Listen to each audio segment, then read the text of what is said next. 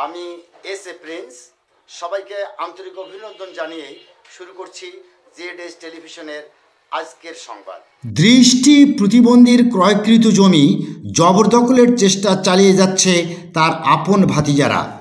রংপুরের মিঠাপুকুর উপজেলার খোড়াগাছ মৌলভীগঞ্জের দৃষ্টি প্রতিবন্ধী শহীদুল ইসলাম 40 বছর পূর্বে নিজ বড় ভাই আজিজুল হকের নিকট থেকে জমি ক্রয় করেন।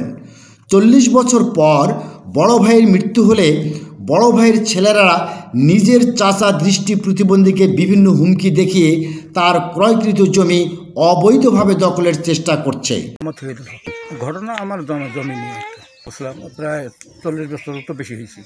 হ্যাঁ, রেকর্ড আমি ওই করিনি, দলিল সংশোধনে মামলা করছি, তার জন্য রেকর্ডটা সংশোধন, তার জন্য ওরা এখন রেকর্ড সংশোধনের মামলা করছেন। জি।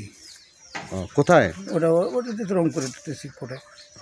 আপনাকে এখন কি তারা হুমকি দিচ্ছে? হুমকি দিচ্ছে যে ওই বইতে মানে আমি বন্ধক থছি, তাতে একটা হুমকি দিচ্ছে যে তাড়াতাড়ি কী আছে তুলে নাও, মানে একটা আলু আছে, একটা ভর্তি আছে, তুলে নাও, আমরা ভরি গাড়বো ও করবো, এইসব হুমকি দিচ্ছে। খুব মানে যদি না দেন এটা হুমকি দিচ্ছে যে আপনারা যদি ওরা যদি আইসে আমাকে ভুলো, তাহলে আমরা লাঠি সরতে টাঙ্গে থেকে আমরা গাড়বো, এরকম হুমকি দিচ্ছে।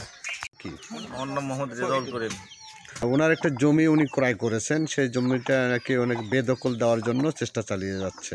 হ্যাঁ, এরকম শুনতেছি আর কি কিছুদিন থেকে।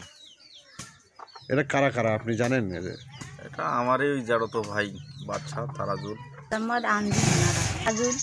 আচ্ছা, উনি একটা জমি ক্রয় করছেন, এটা সম্পর্কে জানেন আপনি? জানে, সবাই জানে। ওরা হুমকি দিচ্ছে। কারা? জমি উনি ক্রয় করছে, ওনার বড় ভাই আজিজুল হক আছিল না, ওনার কাছ থেকেই ক্রয় করছে।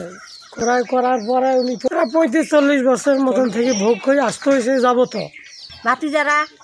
ঘটনা হয়েছে কি, জমিটা আমার 40 বছর ধরে খাওয়াছি, এখন খুব দখল করবে জানে, খুব হুমকি দেওয়া আমার, ডাঙ্গাইলে মারবে, জমি তুলতে দেবে না, ক্ষেত মারার খুব চেষ্টা করছে।